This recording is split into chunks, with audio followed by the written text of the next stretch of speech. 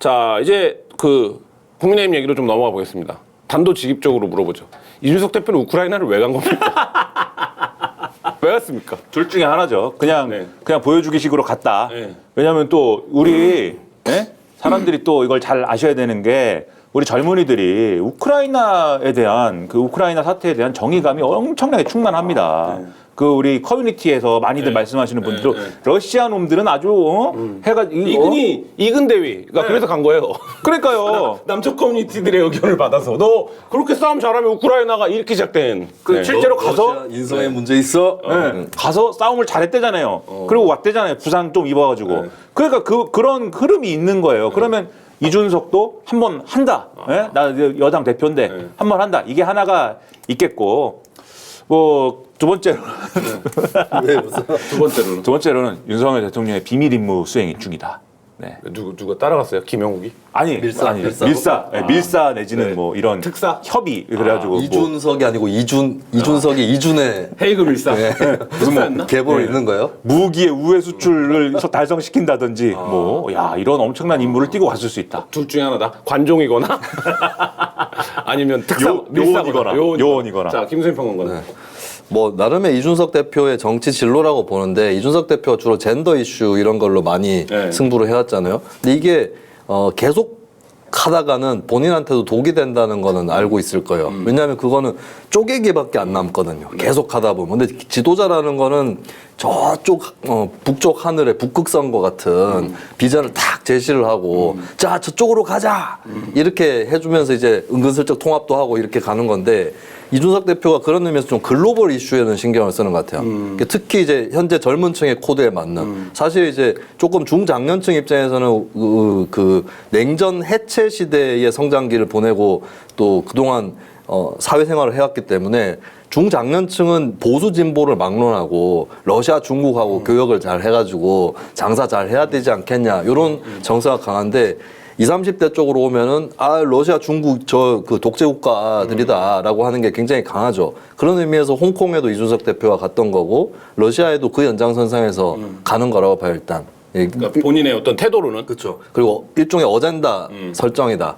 라고 일단 보는 거고요. 두 번째는 이제 존재감, 자신의 존재감, 국내 정치에서의 존재감 이런 것들을 또 피력하겠다라고 하는 게 있겠죠. 그리고 지금 당 내에서도 지금 그대로 가면 계속 위기와 그 포위, 고립 이런 것들이 이준석 대표를 좀 찾아가고 있거든요. 그런 흐름들이 그런 것들을 좀 타개할 만한 또 카드가 필요했겠죠. 근데 뭐 이준석 대표가 우크라이나로 떠나기 전에 최재형 전 감사원장, 종로구 국회의원이죠. 국회의원을 이제 시스템 공천을 하겠다라는 혁신위원회 위원장으로 세워놓고 갔거든요. 그럼 이제 이게 무슨 의미냐? 이준석의 어떤 묘수냐? 아니면 최재형은 누구의 깐부인 것이냐? 이준석의 깐부이냐? 윤핵관의 깐부이냐? 뭐 이런 이제 논란들이 여의도에 있는데 요건 어떻게 왜 이러는 걸까요? 왜 어떻게 보십니까? 모든 평론가 내지는 여의도 인근의 사람들이 다 하나같이 했던 얘기가 있어요. 지방선거 끝나면 이준석 대표는 용도 폐기되거나 뭐 위기에 상당히 봉착할 수 있고 하지만 또 그건 너무 뻔하니까 뭐 그렇지도 않을 수도 있고 뭐 이런 얘기를 다 했어요. 그게 긍정적인 쪽이든 부정적인 쪽이든 이준석은 어떻게 될까 이게 상당히 핫 이슈였습니다. 그러면 본인도 알 거 아닙니까? 이게 그리고 본인도 사실 본인의 운명을 모르는 거 아니에요. 윤리는 어쨌든 이준석 대표의 그 문제를 다루겠다고 하고 그리고 이 선거 직전까지는 어쨌든 그 지방선거 끝나면 바로 뭐 결과가 나오겠는데 뭐 이런 얘기도 한쪽에서 막 돌고 해가지고 그런 얘기가 있다 보니까 뭐 뭔가는 자기 방어성으로 이제 해야 될 액션이 있는데 그게 뭐냐면은 이런 스토리예요. 결국 이름이 혁신이잖아요. 나는 혁신을 하는 것이다. 그리고 그 전부터 당 대표가 될 때부터 혁신을 위해서 당 대표가 된 것이다. 그리고 당 대표로서 하는 혁신의 가장 중요한 문제는 총선 대비 승리를 해야 되기 때문에 공천 혁신을 해야 된다. 그게 뭐든. 공천 혁신을 해야 된다. 근데 거기에 대해서 그러면은 당연히 이준석 대표의 그 거취나 이런 문제를 거론하는 사람들이 딴지를 걸잖아요. 그럼 그 사람들은 뭡니까? 혁신을 거부하는 사람들이고 첫째. 두 번째로 그 사람들은 혁신을 왜 거부하죠? 당권을 잡아가지고 이준석을 밀어내고 당권을 잡아가지고 공천권을 사유화하기 위해서 도전을 하는 것이에요. 혁신위를 가지고 그 방어막을 지금 친 거죠. 그리고 최재형 의원은 존재감이 지금까지 잘 없으니까. 사실 의원 되고 난 다음에 그러니까요.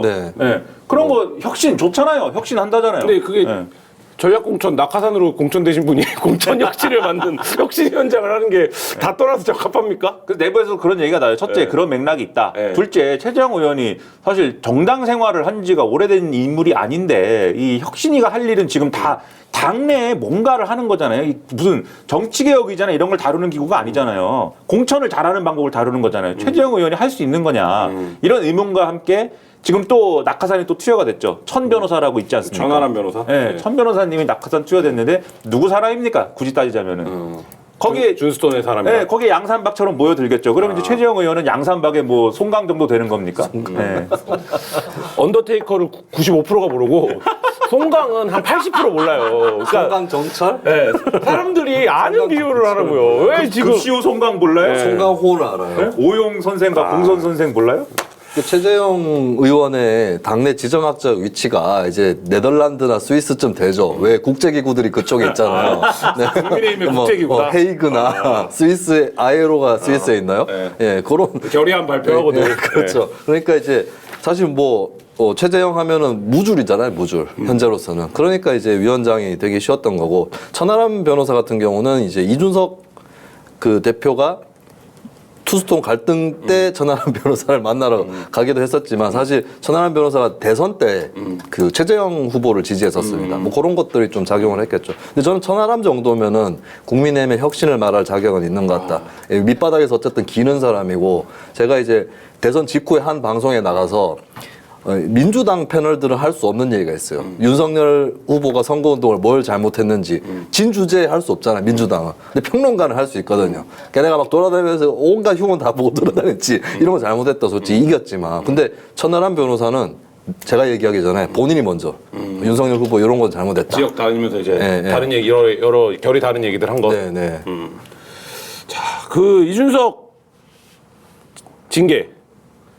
이거 어떻게 보십니까? 뭐 어떤 언론들은 벌써 거리상 걸위가 되면 누가 당권을 잡는 거냐 뭐 이런 기사까지 나오고 있던데 이 징계할 거라고 보십니까?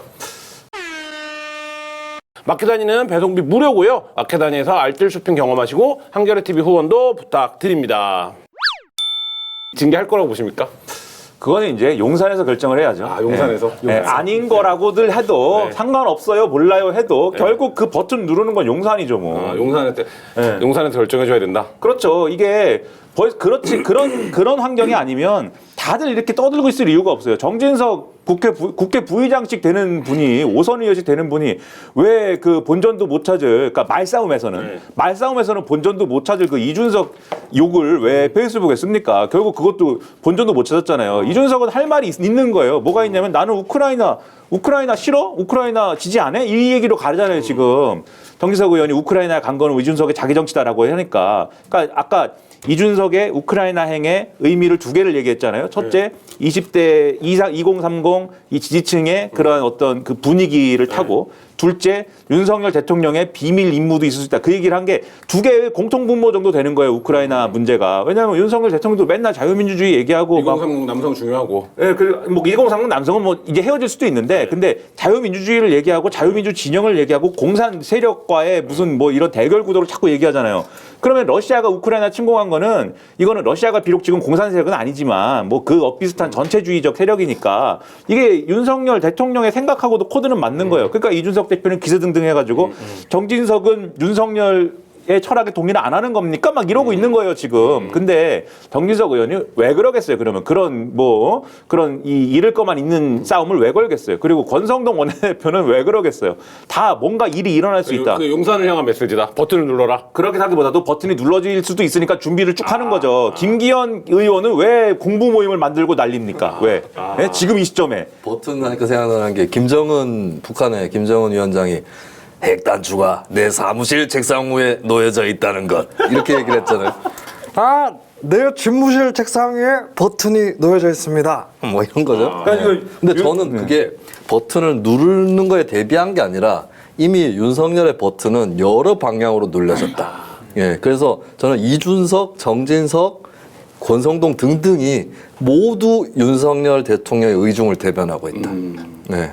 도리도리 하고 있다. 예, 도리도리 하면서 이쪽 저쪽의 미션을 조금 다른 미션들을 갖고 예, 그렇게 하는 거죠. 그리고 이제 윤 대통령 뒤로 좀 빠져 있는 그 정도로 네. 정치력 있다고 보십니까? 저는 그 패턴이 계속 반복되고 있다고 봐요. 이번에 국무조정실장 인사도 그렇고 이 윤 대통령이 사실 이 통치 스타일이 이렇게 전면에 나서고 본인이 나서서 교통 정리하고 이런 스타일은 아닌 것 같습니다. 좀 뒤에 빠져 있고 일단 이 카드 저 카드를 들고 있는 사람들이 어떻게 움직이는지 이런 것들을 좀 지켜보다가 예, 결정하고 자, 이런 거. 그러면 오늘의 두 번째 소회원 이준석 징계 수위 어떻게 됩니까? 징계 수위 네. 이렇게 보다가 아이고 이 버튼이라는 거는 이렇게 갈 때마다 이거 왔다가 또 조금 멀어지면 이렇게 네. 흐지부지 된다. 아니 몰라요. 근데 당장은 근데 확실히 좀 부담스러운 부분이 있는 것 같은 게 당내외가 좀 의견이 오늘까지 어쨌든 사람들이 하고 있는 얘기를 잘 보면은 그 저는 국민의힘이 아니니까 내부 사정을 모르잖아요. 근데 하고 있는 얘기를 들어보면 양분된 듯한 기류가 있고 오늘은 조금 또 속도 조절을 하거든요. 권선동 원내대표나 이런 사람들이.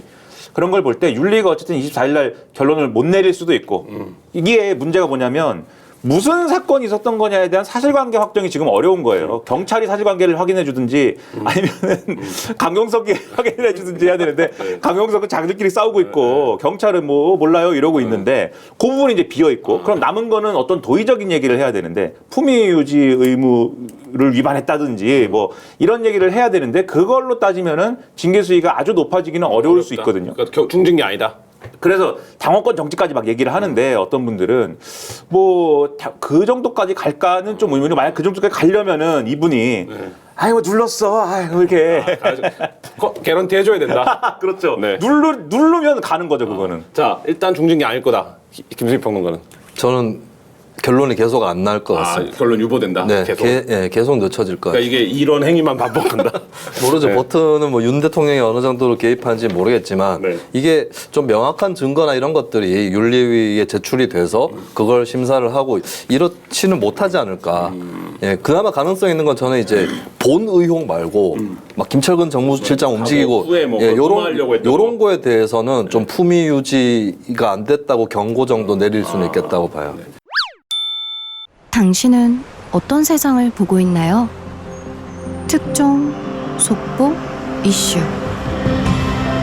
당신이 보는 세상의 가려진 이면에는 우리가 꼭 봐야 할 세상의 이야기가 있습니다. 한결에는 그 이야기를 조금 다른 방법으로 전해보기로 했습니다. 세상의 이면 캠페인. 많은 곳에서 흔히 사용되는 이면지. 이곳에 찍는 이면지 활용 스탬프에 우리가 알아야 할 세상의 이면을 더했습니다. 기후위기, 멸종위기 동물, 아동인권, 한겨레가 전하고자 하는 이야기들.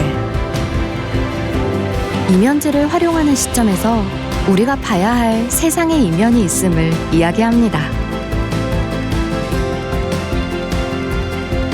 QR코드를 찍으면 그동안 한겨레가 전해왔던 가치가 담긴 이야기들을 읽어볼 수 있도록 했죠. 그리고 이면지 활용 스탬프가 필요한 사무실 등에 비치하여 보다 많은 곳에서 세상의 이면을 접할 수 있게 했습니다. 진실, 정의, 소수. 세상에 필요한 이야기들이 계속 전해질 수 있도록 한겨레 서포터즈 버스로 함께 해주세요. 당신은 어떤 세상을 보고 있나요? 마케타니는 착한 쇼핑몰이죠. 마켓하니는 저지되어야 합니다. 저는 마켓하니에 구합니다. 다른 데서 쇼핑하는 것은 저지되어야 합니다. 물건하면서 상품을 찾다가 보면 하루가 언제 다 가는지 모르겠습니다. 반드시 저지되어야 합니다.